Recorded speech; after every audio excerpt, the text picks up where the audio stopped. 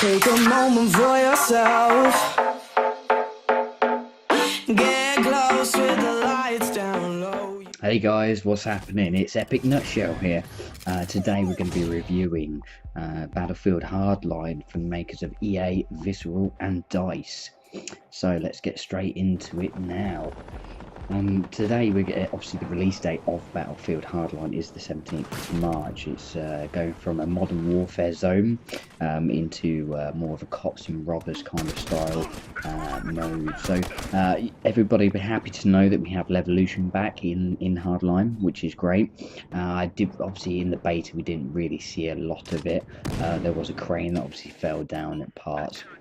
However, it wasn't, you know, what the Levolution was in obviously Battlefield 4. Hopefully that's something that will come out of the beta. It's very fast paced. I found that obviously, you know, it's a brilliant first person shooter. We've still got the original obviously cars, bikes, helicopters and things that we used to love obviously in Battlefield 4 coming across, which is great. But hopefully obviously they've added quite a bit in. And they obviously want to make this a year-to-year title, so hopefully that doesn't affect the actual gameplay itself or the quality of the game, which obviously, you know, I'm sure fans would obviously be disappointed to hear. So, you know, they are aiming for a standalone game from obviously Hardline itself, so don't compare it to Battlefield.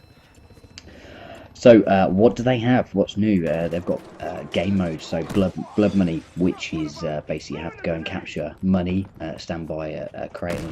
The team with the most money at the end obviously wins.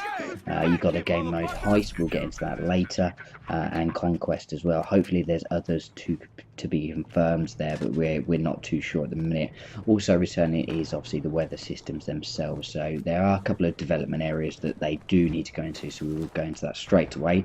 Hopefully it's not like Battlefield 4, it took 6 to 12 months to obviously iron out all of the kinks there. Yeah, it did take some time. The laser trip mines that they've added in this are quite hard to see. You know, there's a lot of people dying in this, and you know, that does need polishing at that moment in time. But you know, by adding the extra things, hopefully it won't take away from it, as well as obviously the melee weapons, which obviously we'll touch on it later on there. So moving straight into the game mode heist. This is heist.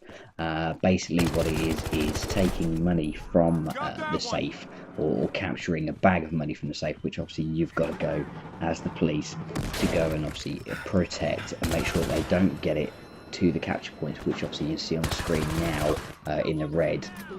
There are two which obviously you look at, but it's good. I thought it was different style of game mode, different style of gameplay as well. This was more fast paced than Conquest. However, it definitely was good there, and obviously I tried to go and revive my friend here.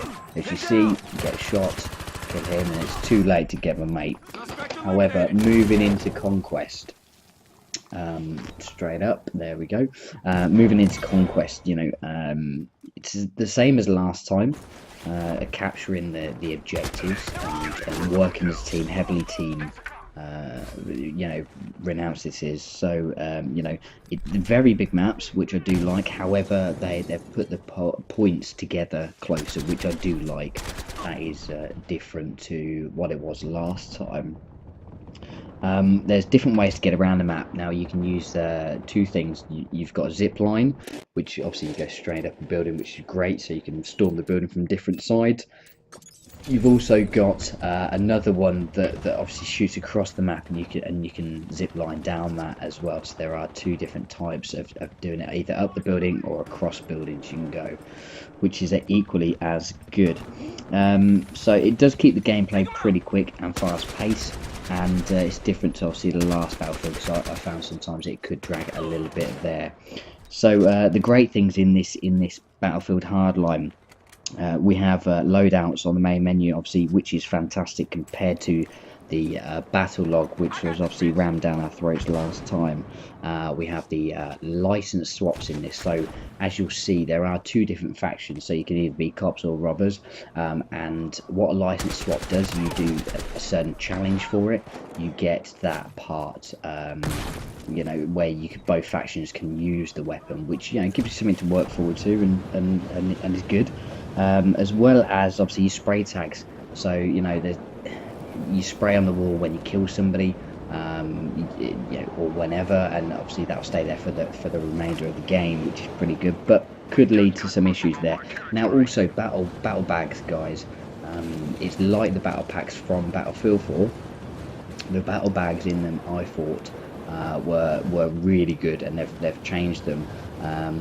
They've gone from being just giving you random items that you probably wouldn't use to being giving you tickets, so you can unlock the items that you want to use or that you need to use for those games, which is equally as good. So in a nutshell, I thought that the game was really good. I really enjoyed it. I would advise everybody to go out and get it. It's equally good for people who play COD or would rather stick to something a bit more slow paced, because it can be quite in depth. In Battlefield 4, I found when I first joined the game, or the franchise Battlefield, it was something that was hard to pick up and took a while, but I really would recommend it. So yeah, let me know what you think in the comments below, guys. Don't forget to like and subscribe, and thanks very much for watching. Epic Nut Show out.